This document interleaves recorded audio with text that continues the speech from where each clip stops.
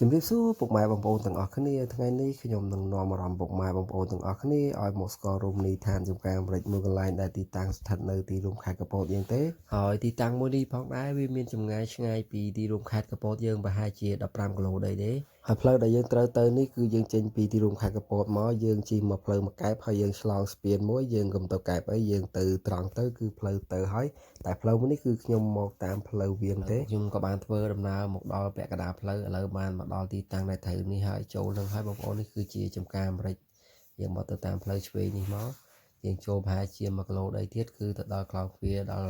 ល់កន្លែងទីតាំងដែលយើងត្រូវចូលនឹងតោះអញ្ចឹងបងប្អូនឥឡូវពួកយើងបានមកដល់ចំការអាមេរិកហើយនៅក្នុងវីដេអូមួយនេះខ្ញុំអត់ចង់និយាយអីច្រើនទេខ្ញុំគ្រាន់តែមកចង់បង្ហាញពីសកម្មភាពខ្លះៗនៅក្នុងចំការអាមេរិកមួយនេះផងដែរតោះអញ្ចឹងបងប្អូនឥឡូវយើងកុំឲ្យខាតពេលយូរយើងចូលទៅមើលទេសភាពនៅក្នុងនោះទាំងអស់គ្នា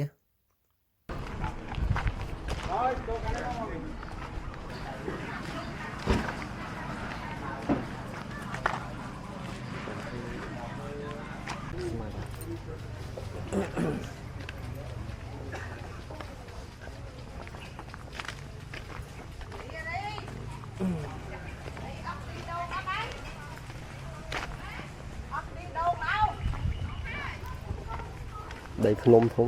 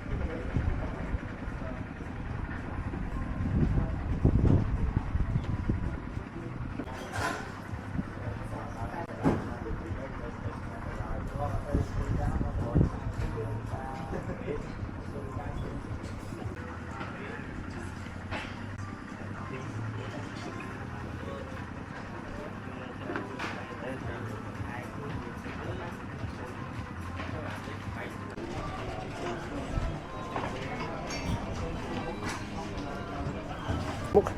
ឥឡូវពួកខ្ញុំក៏បានហូបកាហ្វេអ្នកមកកែរួចរាល់ហើយក៏បានត្រឡប់ទៅផ្ទះវិញហើយខ្ញុំចង់និយាយថានៅក្នុងនេះសម្បូរតែបរទេសទេខ្មែរជួយខ្មែរយើងគឺតិចតិចទេគឺយើងនេះគឺថ្ងៃចុងសប្តាហ៍គឺច្រើនមែនទែន